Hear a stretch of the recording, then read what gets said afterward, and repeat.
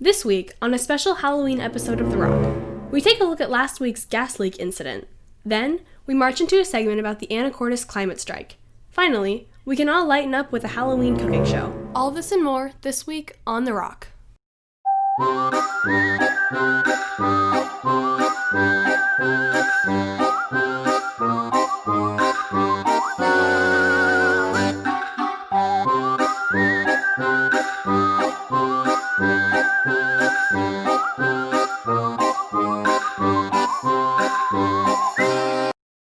Welcome back to The Rock AHS. I'm Alien Perez. And I'm Jim Thompson. It sure has been a while.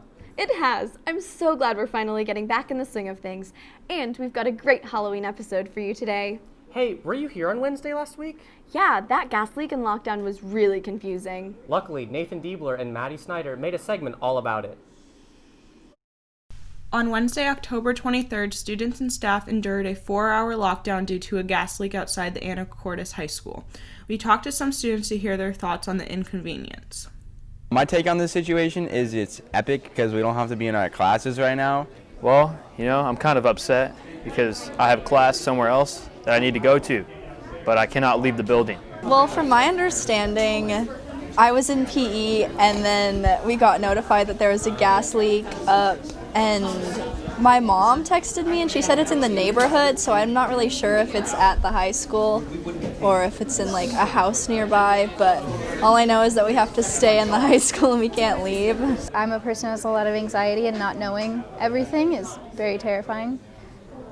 Yeah, I would like to know how much risk we're at.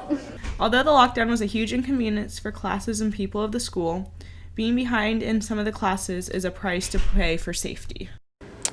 So the construction company hit a gas main line that runs north-south, just kind of where the new Cap Sandy High School will be. There's a gas leak, they're fixing it, it's blowing towards rice fields. They really just want to keep people safe. Principal Rongren cleared up the situation. Someone was out with a backhoe in one of the swales out here on 20th Street, and they hit a gas line that they weren't expecting to find. Second floor was evacuated, and teachers and support staff were moved downstairs, and administration were still upstairs working with emergency officials. From the Rock at Anacortes High School, I'm Madison Snyder. I'm glad that cleared some things up. The whole situation was pretty crazy. That wasn't the only crazy thing that happened recently, though. You're right. Last month, as a part of Climate Week, students at our school hosted and participated in a climate strike. Kai Wallace and Megan Jackson produced a segment to find out more on the strike, as well as more ways that the students are making change in our community. Since the beginning of the year, students at AHS have been involved in a number of projects and events to raise awareness for climate change. One such event was the student-organized climate strike that took place on September 27th. We asked Lucy Shanen, a co-organizer of the strike, why she organized the event. We were originally just planning on driving down to a different strike, but then we thought maybe there's some students at AHS who would want to participate in a climate strike. So we decided to organize one, and we didn't have super high hopes, but it turned out really great. We had almost 100 students and a bunch of community members, and we got a lot of community awareness, and I think it was a really great event. Just under 100 students attended the event, and now students are taking the next step forward, aiming for bettering the local environment. We had the opportunity to talk to Green Club advisor Mr. Garcia, who explained why. Some of our students have been hoping to reduce plastic waste. It gets out in the environment. It's terrible for sea creatures. So many sea creatures have been found with their bodies clogged with plastic. Seabirds, marine mammals, turtles, all kinds of creatures get stuffed with these little plastic particles, or the bags themselves, because they look like jellyfish. Students have recently proposed a plastic bag ban in order to cut down on plastic pollution in our environment. We joined Grace Hill, who explained the extent of the proposed ban. Ideally, the community and a lot of the student body would like a plastic bag ban to not only ban thin film plastic bags, but thicker film plastic bags. And specifically in the ordinance to have a fee on paper bags as well.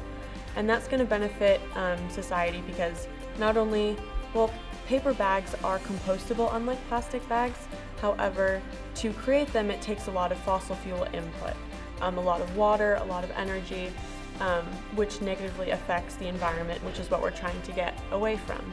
So it would ban both plastic bags and have a fee for paper bags, and also something that would be uniform throughout all the stores in our community.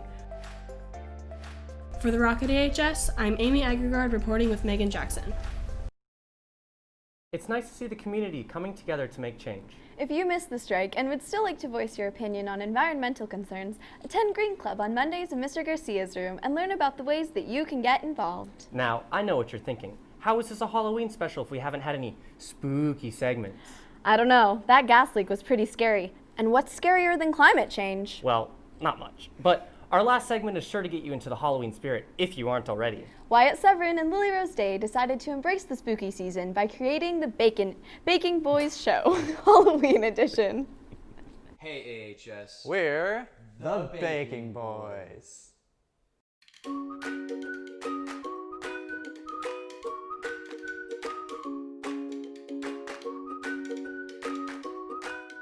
Today, everybody will be making dirt. Dirt. Like out of the ground. Go Like get a spade. your mom's garden dirt. Dig in your backyard. Put it in a cup. The first step in making dirt is obviously to make the cake.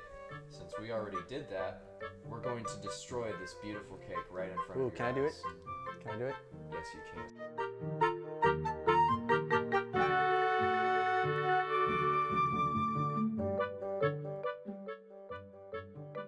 Oreos. Right then.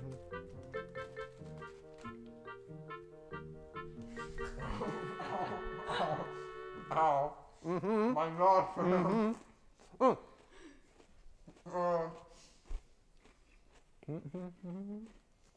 Oh my God, Francis. Oh. Jacob, it was worth it. It was worth the pain. You beat my record. Not fun. I don't 5 like it. Oreos is the record.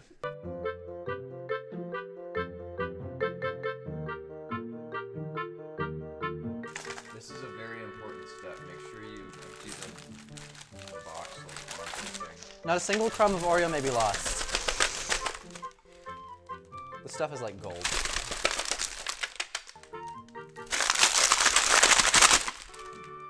Jacob? Jacob, listen. This is important. There are still crumbs.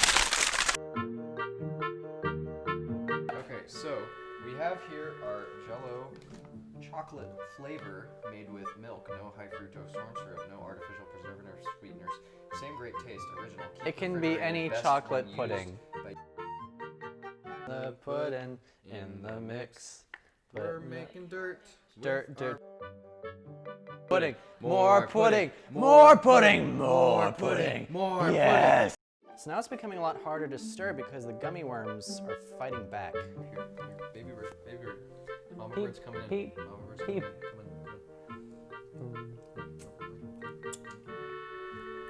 Oh wait, hold up. Mama's gotta chew it first. Open your mouth, you coward.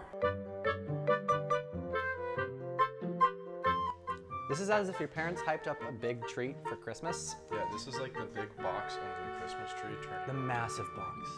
Like a gift card, like a $10 gift card to Sears. Yeah. Who Like goes it- to Sears? Like a Have you been to Sears in a while? Sears died. Yeah, they're really not doing well.